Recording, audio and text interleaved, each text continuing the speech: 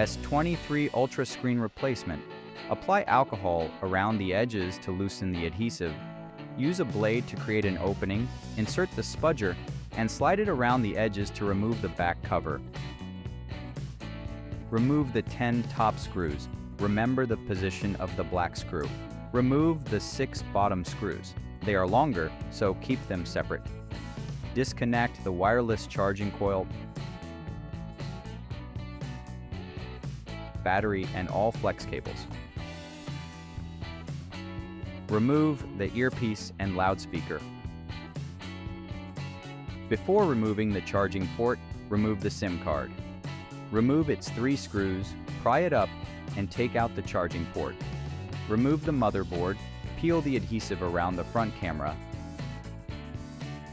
and remove the battery. Now repeat the process in reverse on the new screen. Reconnect everything, reinstall the screws, and apply new adhesive. Finally, install the back cover.